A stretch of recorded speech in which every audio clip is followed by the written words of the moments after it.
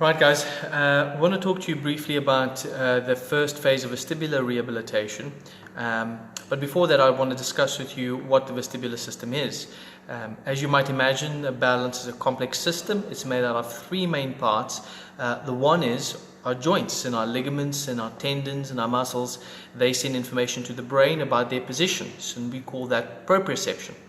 The second part of balance comes from our vision, and so we can understand what is happening in the world around us. When things are moving, we can put ourselves in relation to them.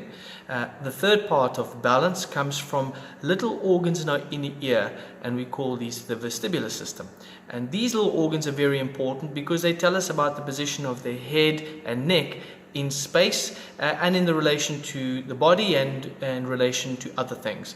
These three systems have to be integrated together in order for us not to feel dizzy or nauseous or seasick. So when we get illnesses of these little parts of the inner ear, they can make us feel terrible, they can make us feel nauseous and lightheaded, they can give us this disconnected sensation from the world. And it's important that when we start rehabilitation, we don't do exercises for these little organs on top of existing illness, because we will make them a little bit worse.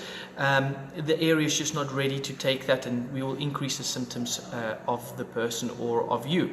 So once you start the recovery process and the symptoms start being a bit more under control, and we know that we're dealing with that part of the illness, what we then want to do is we want to start integrating those three systems together. And the most easiest one is to start with the eyes. Why the eyes? Because the eyes is such an old system, linked to the oldest system, these little organs in our inner ears, that it's easy to start with them without having to move the head and neck or body tremendously.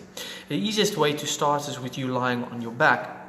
And what we want to do is we want to trace the corners of the room. I like to do the horizontal parts first. So if you're lying on your back and you're looking at the ceilings, I like to look from left to right and left to right and left to right on the bottom parts of the room, and then repeat the same at the top parts of the room, and then repeat the same at the bottom parts of the room.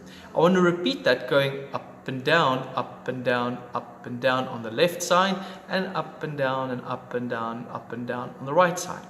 What I want to do then is I want to go from the top diagonal, from the top left down to the bottom right. Top left, bottom right, top left, bottom right.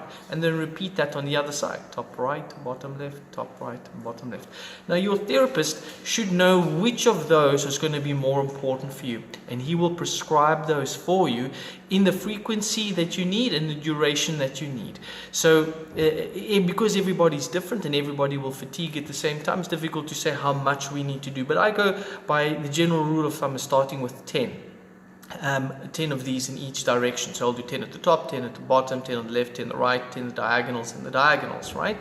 And if I get dizzy during any one of those sequences, I'll remember which number it was, stop on that exercise. Say I got it after number 5 going up, I will stop after that one, I'll give it a little bit of time to settle down, and I'll move on to the next section. So if I was getting dizzy on the up and down on the right after number 5, I stop there, I remember it's number 5, I let the dizziness settle, and then I move on to the left up and down and repeat the same thing.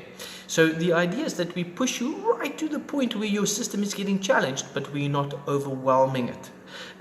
So I like to start with sets of 10, and I do 10 for all of them, and then I would repeat that 2 or 3 times a day. Because this is not such a strong stimulation, we want to get a frequency in there. So instead of, imagine if we were comparing this to running, instead of doing one 50-kilometer run, we're just doing a nice 5-kilometer run, but we're doing that twice a day instead of doing one 50-kilometer run once a day. So that means that the system is getting a repeated exposure.